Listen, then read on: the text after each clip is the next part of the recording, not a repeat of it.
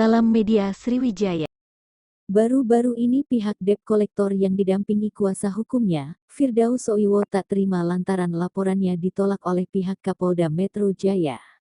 Seperti diketahui pihak debt collector berencana melaporkan balik selebgram Clara Sinta soal dugaan penipuan dan pemalsuan surat buntut kasus penarikan paksa mobil berujung anggota Babin Kamtipmas dibentak.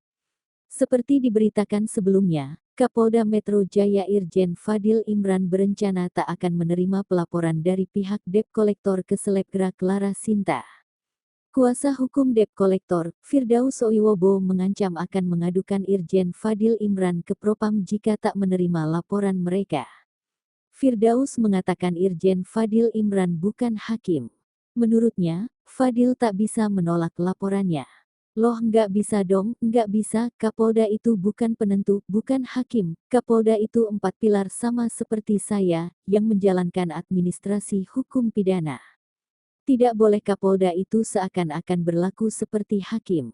Hak warga negara itu perlu dipenuhi juga, hak kami untuk melaporkan atau apa, ucapnya. Kalau memang Kapolda mau meluruskan semua perkara, ya harus seadil-adilnya, harus bijak, harus menjalankan secara normatif, nggak boleh dia berstatemen seperti itu, emang dia hakim. Kalau dia hakim bisa saya dengarkan, kalau Kapolda mohon maaf, lanjut dia. Firdaus mengatakan akan melaporkan persoalan Clara Sinta ke Polda Metro Jaya. Dia akan memaksa Kapolda Metro Jaya menerima laporannya. Tidak boleh. Ya, jika mau membuat laporan polisi tidak boleh. Karena ini kami duga Kapolda Metro Jaya melanggar hak asasi manusia. 13. Klien kami tidak pernah menyatakan cacian kepada pihak maupun pihak kepolisian, apalagi aparat yang ada di tempat tersebut.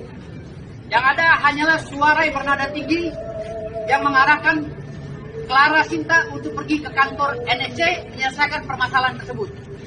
14. Klien kami tidak pernah melakukan perampasan karena kunci diserahkan secara sukarela oleh supir dan Clara Sinta.